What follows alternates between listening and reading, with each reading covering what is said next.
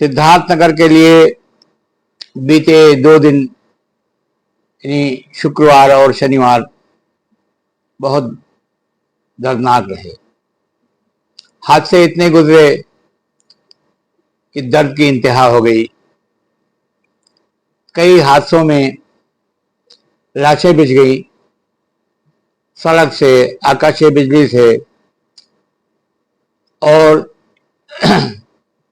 आपसी रंजिश में पिछले 48 घंटों में तकरीबन 1.5 दर्जन लोग मारे गए। लेकिन इसमें शुक्रवार को एक सड़क हादसे में मारे गए 4 लोगों की वजह से वो दिन काले दिन में बदल गया। और इसी तरह से शनिवार को आकाशीय बिजली गिरने की वजह से जो बड़ा हादसा हुआ उसने हमारे शनिवार को ब्लैक सैटरडे में बदल दिया। दोस्तों, किसी कवि ने कहा है कि जब घर से चले थे तो सभी लोग थे जिंदा, जब घर से चले थे तो सभी लोग थे जिंदा, अब घर को चले हैं तो रोती हुई आंखें।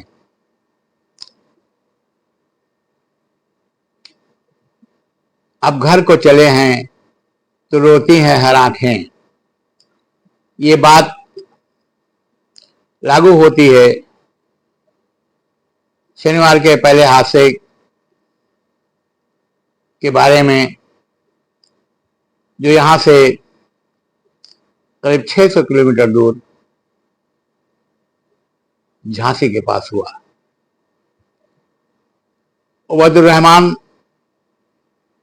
जो 42 साल के थे, वो अपनी बीवी, अपने 4 मासूम बच्चों और अपने ड्राइवर के साथ ईद का मुबारक त्यौहार मनाकर मुंबई लौट रहे थे। वहां वह कारोबार करते थे बिल्डिंग मटेरियल का।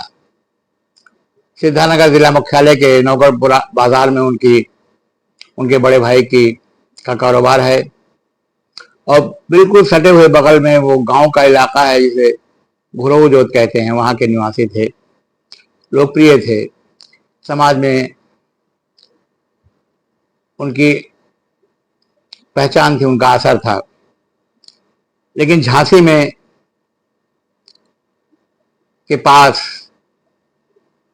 उनकी गाड़ी एक डिवाइडर से टकराई, रोड के भयानक हादसा हुआ जिसमें उबैदुर रहमान, उनकी पत्नी,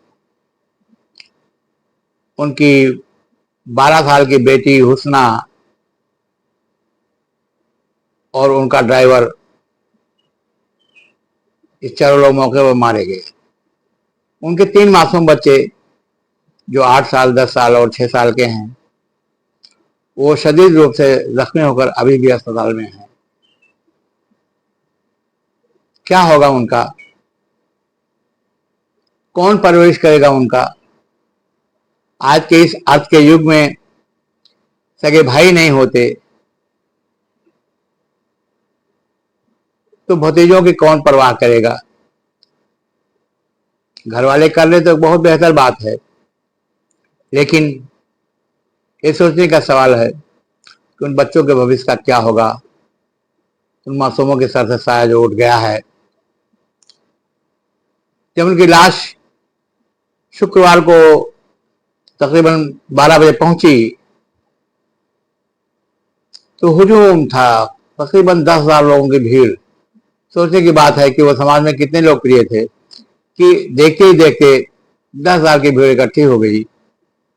और शुक्रवार को जुमे की नमाज के बाद चारों की लाशों को सुपुर्द खाक किया गया।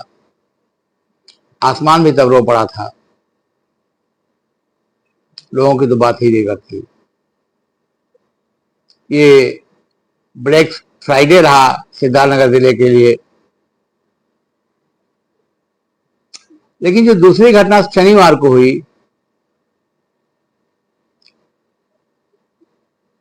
वो भी कम दर्दनाक नहीं थी। बांसी कोतवाली क्षेत्र में बादाडे इलाके में शुक्रवार की दोपहर को आकाशीय बिजली गिरती है और आसपास थोड़ी थोड़ी दूर पर 3 जगह पर गिरती है। इन 3 जगहों में 4 आदमी मारे जाते हैं। सोचिए, उसमें एक दर्दनाक मौत होती है इरशाद नाम के नौजवान की। इरशाद और उसके भाई दोनों मिल करके मुंबई में बढ़िया कारोबार करते हैं। 24 साल के इरशाद की शादी तय हो चुकी थी। रविवार को, यानी कि आज जब मैं ये वीडियो बना रहा हूं, तो उसकी बारात पहुंचनी थी अपने ससुराल में और इसी टाइम उसका निकाह होना था। यानी उसे शादी के सेहरे में सजना था, दूल्हा बनना था। लेकिन जो उसकी दूल्हा बनने का वक्त था वही तकरीबन 4 बजे 3 बजे का, कि वो शादी के तैयारियों के सिलसिले में बगल के बाजार में कुछ खरीदारी के लिए जा रहा था। रास्ते में एक जगह बादल कड़कते हैं, बरसात होती है। वो पास के मकान में के बरामदे में खड़ा हो जाता है भीगने से बचने के लिए। लेकिन बेरहम कुदरत का खेल देखिए, उस बरामदे से सटे हुए जहां पर वो खड़ा था, बारिश की बूंदों को देख रहा था और साथ साथ अपने सपने सजो रहा था। कल रविवार को शादी थी, 24 घंटे शादी में रह गए थे। उसी वक्त आसमान से कयामत टपकती है, जिसे आकाशीय बिजली कहते हैं। वो इरशाद के करीब गिरती है और उसकी तपिश से वो जलकर बेहोश होकर गिर पड़ता है। उसका साथी जो मकबूल है वो भी इंजर्ड हो जाता है। मकबूल तो इस वक्त अस्पताल में है। लेकिन गिरे हुए इरशाद को फौरन कोशिश की जाती है, उसे मुंह से सांस दी जाती है, ऑक्सीजन दी जाती है। कोई फायदा नहीं होता। लोग लेकर अस्पताल भागते हैं और वो दम तोड़ देता है।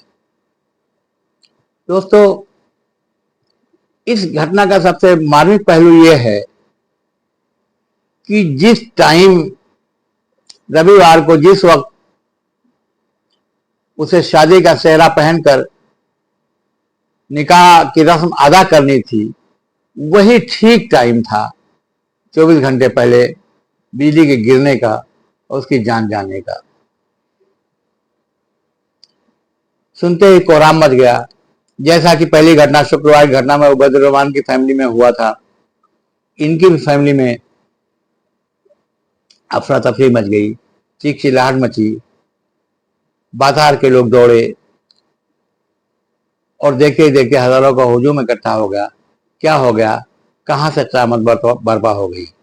ये बेरहम कुदरत भी कितनी बेरहम है, जो हंसी खुशी के मौके को कितनी जल्दी गम में तब्दील कर देती है। इसके अलावा भी 4 आदमी बचे हुए में 3 आदमी मरे। वो भी किसी न किसी काम से जा रहे थे, वो भी किसी न किसी के परिजन थे, उनका भी घर था, उनका भी परिवार था। ये जो 8 मौतें हुई 2 घटनाओं में एक साथ, इसने कल सिद्धार्थनगर जिले को हिला कर रख दिया। और बाकी के 5-6 मौतें जो हुई वो ऐसी मौतें थी जो आमतौर से सड़क दुर्घटनाओं में हो जाया करती हैं, छोटी छोटी रंजिशों में हो जाया करती हैं। लेकिन इन दोनों घटनाओं ने जिले को दहला दिया है। ऐसे में कपिल वस्तु पोस्ट की अपील है अपने नागरिकों से, अपने जिले के साथियों से, लोगों से, दोस्तों से, और जो दोस्त ना भी हो, जो अनजान भी हो, उनसे भी, मतलब नागरिकों से, कि सड़क पर चलते हुए ट्रैफिक के नियम का पालन करें, गाड़ी की स्पीड पर कंट्रोल रखें, सरकार द्वारा घोषित नियम के अनुसार चलेंगे, रफ्तार कंट्रोल में रहेगी, हादसे की गुंजाइश कम होंगे। और दूसरी घटना के मद्देनजर कहा जाता है कि बरसात के वक्त इस वक्त आकाशीय बिजली घटनाएं बहुत ज्यादा हो रही हैं, तो घनघोर गरज और तड़कती हुई बिजली के बीच कोशिश करें कि आप सफर से बचें, बाहर ना निकलें। बहुत ही जरूरत हो पड़ने पर कहीं निकलें। प्रकृति अपना रूप बदल रही है, यही वजह है कि दुनिया में विनाशकारी जो है चीजें हो रही हैं। बेमौसम बरसात हो रही है, बेमौसम बाढ़ आ रही है, बेमौसम आकाशीय बिजली गिर रही है, और सबकी गति जो है तूफानी है, जिसमें जान का खेल, नुकसान ज्यादा हो रहा है। तो ऐसे में हमारी अपील है कि आप सड़क हादसों से बचने के लिए सरकारी कानून और नियम का पालन करें, और कुदरत के हादसों से बचने के लिए आप कुदरत के इशारे को समझें और बच बचाकर काम करें। ये मुझे कहना था। इसी के साथ मैं नज़ीर मलिक अपनी बात समाप्त करता हूं, इस अपील के साथ कि आप मेरे चैनल को लाइक करें, सब्सक्राइब करें, शेयर करें, ज़्यादा से ज़्यादा लोगों को पहुंचाएं। यही आपका मेरे प्रति सकारात्मक रवैया होगा, और हम कोशिश करते रहेंगे कि आपके लिए, आपके सामने अच्छी खबरें, अच्छी स्टोरी, अच्छे लेख लेकर के आते रहें। धन्यवाद, नमस्कार।